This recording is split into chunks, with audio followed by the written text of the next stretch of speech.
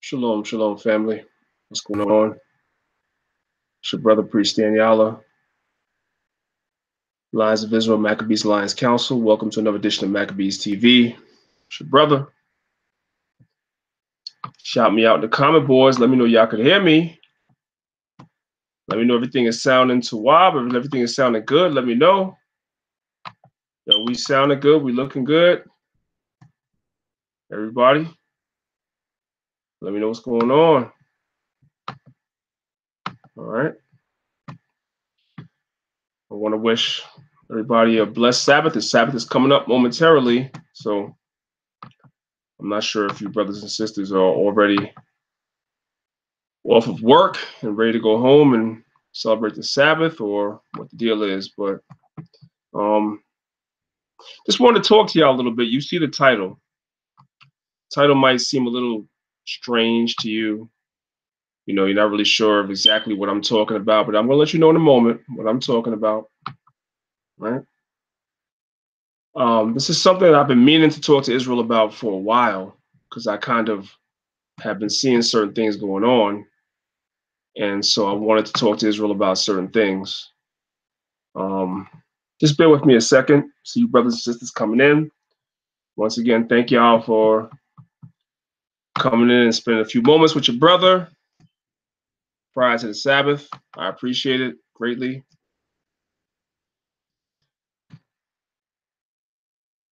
Let me just bring up a screen, make sure that I'm looking good here. All right.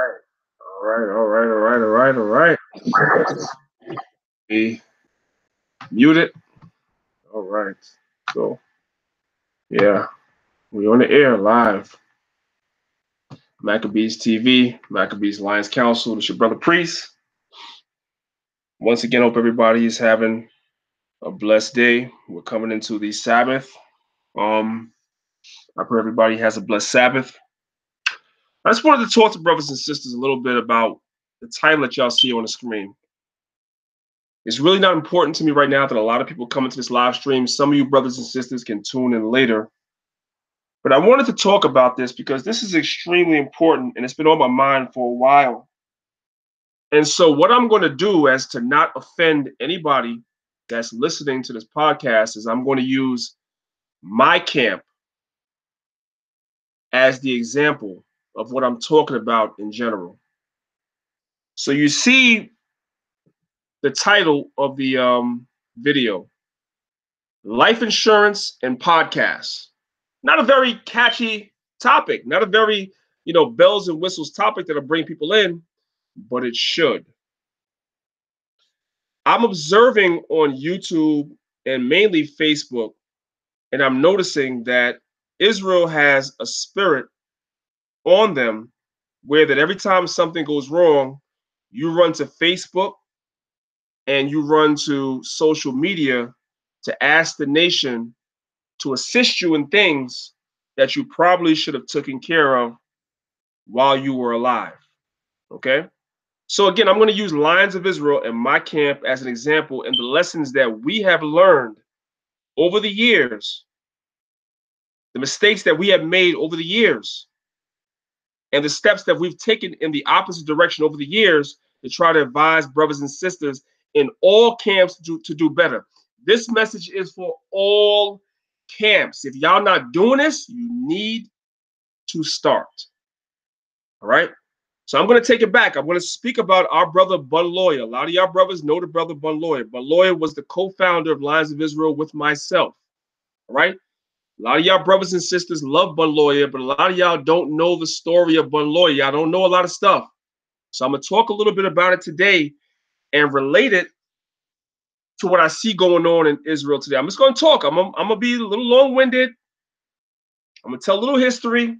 So if you're not interested, this may not be the video for you. But there's a lesson. There's some hidden jewels in here. And I'm trying to help you, brothers and sisters, and myself. Because as I'm talking to you, I'm also talking to myself and my camp, because I get on my camp about these things, right? So we're going to start off like this as brothers and sisters come in. We're going to start talking about our brother Bun Lawyer, And we're going to bring it all the way up to today, right? Now, many of you brothers and sisters, y'all love the brother Bunloya. Y'all look at the old videos of the brother. Y'all tell me he's a lion. Y'all love his spirit. A lot of y'all wish y'all could have met him. You know, y'all like the way he taught, the spirit he had, the whole nine. A lot of y'all don't know, Bunloya founded the House of Israel camp with Zabak. That was him and Zabak founded that camp together. And he and myself founded Lions of Israel. But I'm not here to talk about that history today. I'm just letting y'all know a little something, right? Now, Bunloya was sick. His health was bad from, let's just say, hypothetically, from 2000 all the way up until he died in 2012, right? Now, right before Bunloya passed, about a year or so before he passed, he came into some money. I won't say how, but he came into some money. You know what I'm saying? And basically what the brother did was he was spending the money frivolously, right? Knowing that he was sick, frivolously spending the money. And the brother passed away in the midst of him spending the money that he came into frivolously. And what was left of the money he came into was not enough to bury him. Now, he knew that the only people that were in the truth in his family was him and his brother. Bunloya's brother passed away 6 months, give or take, 6 months before Bunloya passed away. A lot of y'all don't know that. His brother was also in the truth. Bunloya's brother passed away of a heart attack 6 months, give or take, before Bunloya. And basically, Bunloya won a wrongful death lawsuit and came into some money. All right? And he began to spend the money frivolously. Now, when his brother passed away, there was enough money for him to bury his brother because his brother had a good job and his brother had life insurance through his job. I'm going to say it again. Bunloya's brother had life insurance through his job, so he was covered to bury himself when he died. Bun didn't have a job. Bun's job was teaching Israel. Y'all know that. That was his job. And he was not well. So when he passed away, whatever he inherited, whatever money he got, he spent it a little frivolously. And when he died, he did not have enough money to cover his funeral. So what happened? When Bunloya passed away, you had a lot of camps that came together that donated money, about 7 to 8 camps that came together and donated money to help us, Lions of Israel, bury Bunloya because he was a well-known brother. And so everybody felt like the brother should be buried properly. Here's the problem. His paperwork was not in order. He was the only person aside from his son that was in the truth. And his son was a baby. So what happened? The family would not release the body to the camp. Why? Because the brother didn't have no paperwork. So they wanted to bury the brother in a Christian church in a suit and tie under Caesar Borgias because the paperwork wasn't right. This is a mistake that's going on in Israel over and over and over and over and over and over again. I'm constantly seeing it. And I don't say nothing, but it's time to say something because I'm seeing it over and over again. Okay? Now, the brother stayed in this daggone city mortuary for over a month. That's not an Israelite custom. But because his paperwork wasn't right, because he didn't have the proper money, and because his family knew he inherited money from his brother when he died, the family was giving us a hard time to give us the body so that we could bury him as an Israelite because the paperwork wasn't right. Because Israel is not taught that that needs to be right. That's thus the title of this video. No, it's not bells and whistles. No, we're not talking about Kemet or anything else, but this is real stuff. Because I'm constantly seeing this happen in Israel, and somebody got to say it. So I'm going to be the one to say it. All right? The brother passed away, and his family would not release the body to us. Why? Because they were trying to figure out what happened to the money. They were more concerned with the money than they were with the brother. Okay? Brother passed away. After a while, they realized that the brother didn't have no money. He spent it. They released the body to us, but there wasn't enough money left to bury the brother. So once again, we had to come to Israel and be like, listen, we need help in burying this priest. Now, thankfully, you have The main camps that came forward was the House of David and IUIC. They're the main camps that came together to help us bury Von Lawyer. A lot of y'all don't, I'm not saying other camps didn't help too, but those were the main two camps that came together to help us bury this priest that y'all all love. Okay, now, moving on, right? 2 years later, about 2 years later, we had another brother in our camp that passed away, right? This brother also had no paperwork whatsoever in the camp, right? So his brother is now the brother that passed away and his brother both are in our camp, right? But they had a third brother. The third brother had the power of attorney. The third brother that was not in lines of Israel had the power of attorney. He would not. Now Israel came together again. You had the House of David, different camps that was coming together that wanted to get money together to bury this brother, right? And the family was rushing, like, we're not waiting for y'all to get no money to bury this brother. We're gonna bury him right away. We're gonna put him in a suit and tie and bury him. And what did they do? If you're from New York, you know about this. If you're not, I'm gonna teach you something. There's a place in New York called Potter's Field where people that nobody cares about are buried. And this brother that was an Israelite in life was buried in Potter's Field because the older brother that had power of attorney didn't give a damn. His brother was buried in Potter's Field. The family would not wait for Israel to come together to raise up money to bury the brother, which should not have happened had the brother had life insurance.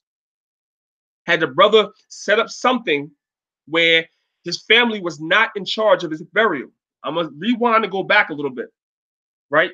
When Beloya passed away, one of the two of the first, not the first exact people, but two of the people that called me in the beginning was Bishop Kanai of IUIC and Bishop Nathaniel. That's why when people are like, oh, you got, listen, brother, them brothers have come through for Lines of Israel. That's why I came through for them when it came to the march. That's why. When Beloya passed away, Nathaniel called me.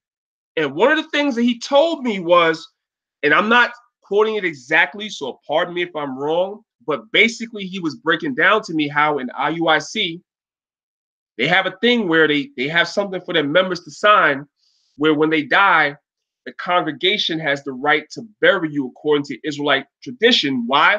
Because in the early days of their camp, too many Israelites was being buried in a suit and tie underneath an image of Caesar because the family would not release the body. What is all this I'm talking about? I'm gonna get back to the story. Israel, death is a part of life.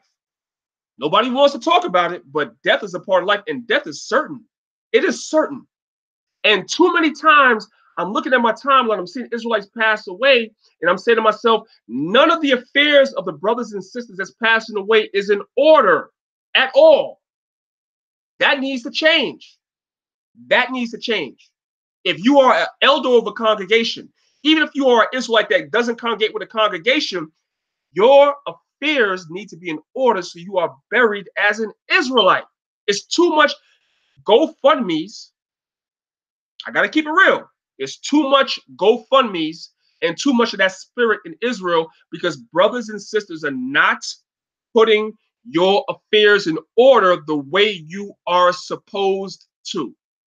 And my camp, that's why I'm using my camp as the example. We learned that the hard way. And that's why I'm talking to y'all about this today.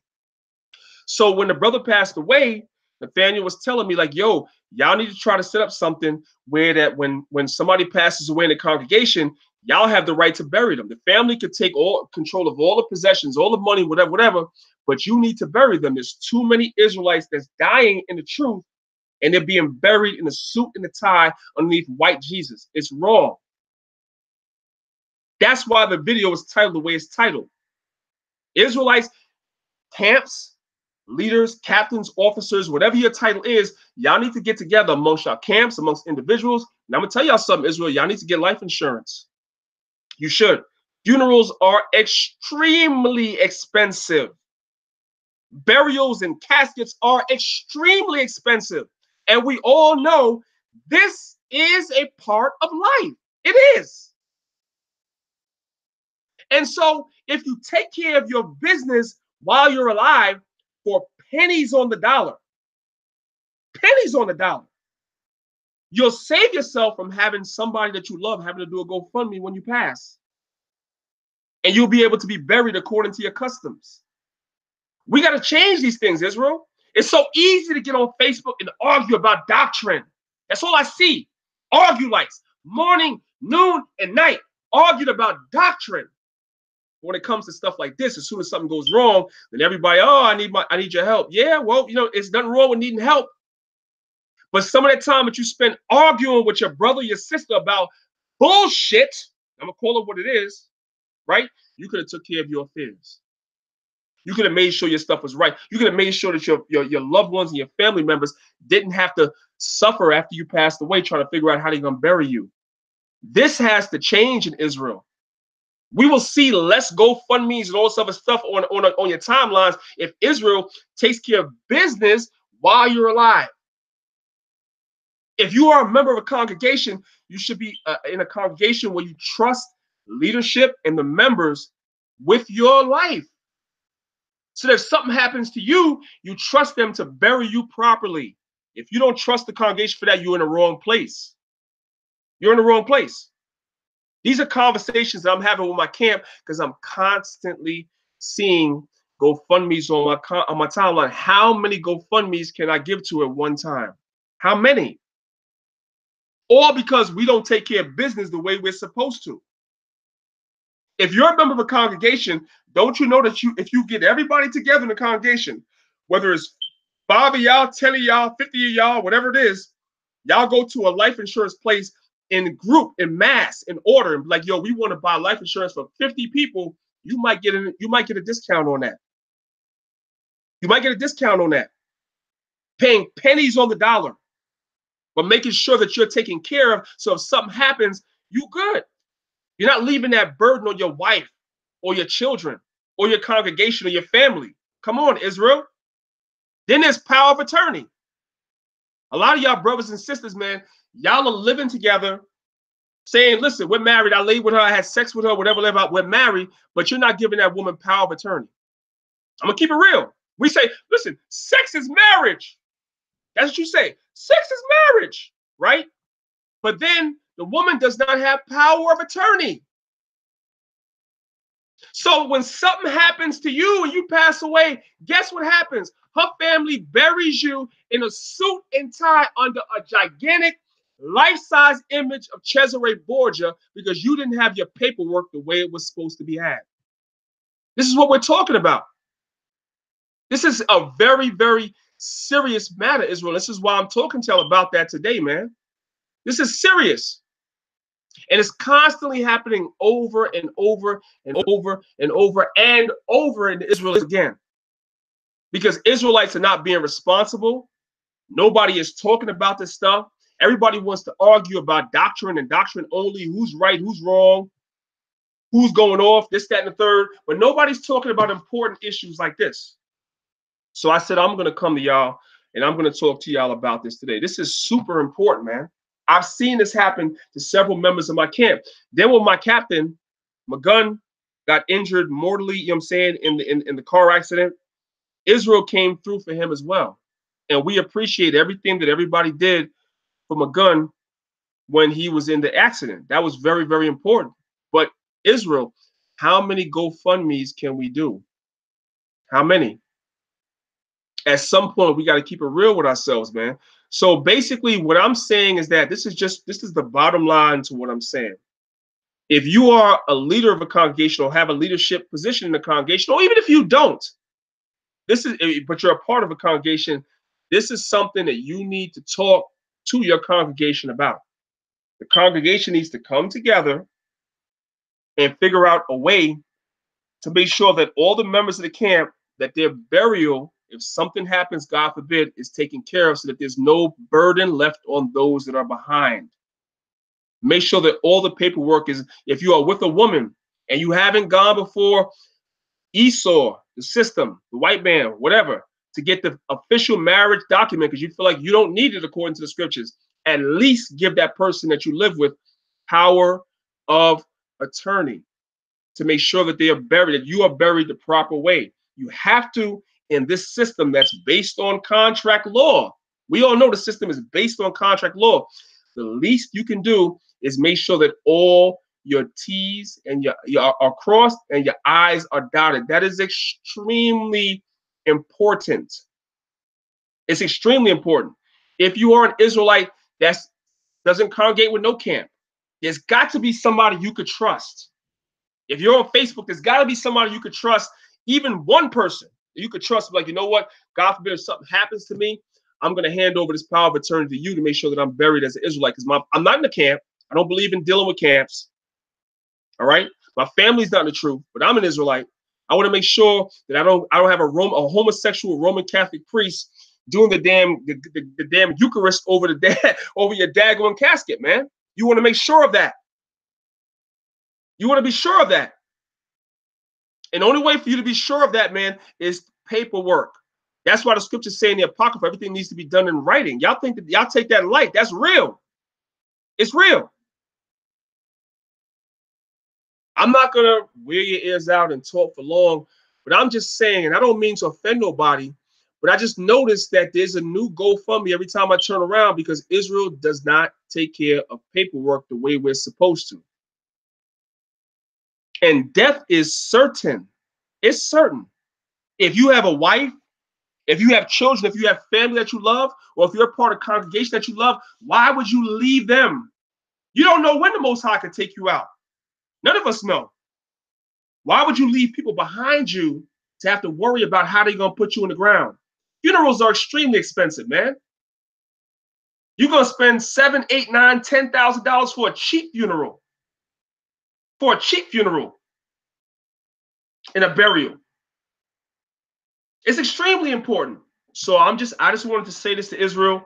Like I said, you know, it's real important, man. I hope you brothers and sisters really understand how this is going on, man, because I'm seeing it a lot. I'm seeing it a lot. And I hope that what I'm saying motivates somebody within the sound of my voice, man, to really get on your grind and really start looking into this. My camp, we've not quite made it a complete order where everybody has to, but we're almost there. We're almost there. Like we're really on top of brothers and sisters to make sure that they have life insurance at the least in my camp. And we're not trying to pry into brothers and sisters' personal lives, but based on experience and what we've experienced, we've seen a brother buried in Potter's Field in New York. Again, if you're from New York, you know what I'm talking about. Potter's Field is the place where they bury you with no daggone marking. They don't even mark down where they put you because you're basically undesirable. Nobody gave a damn about you. Somebody gave a damn about that brother. We did. But his own brother, who was still alive, didn't. And didn't think enough of Israel to give us the right to bury the brother or raise money to bury the brother. We cannot allow that in Israel. So it is a good thing that the brother recommended, like I said, the brother from IUIC, Bishop Nathaniel, was a good thing he told me years ago. And I'm saying this to the rest of Israel as well. Within your camps, find somebody, do your research, whatever like that. There's all types of living wills or whatever you have out there where if something happens and you pass away, the camp is not trying to take possession of your possessions unless you want to give your possessions to the camp. Then that's one thing. But at the very least, if you're an Israelite and you believe in this truth, you should be buried as one and not in a suit and tie under the false image of Caesar Borgias and possibly the Queen of Heaven that they call Mary. That's extremely important. It should be important to you. It really should if you're in this truth. So I just wanted to share that with Israel. That's it. Like I said, I'm not going to ramble on all night or whatever like that, man.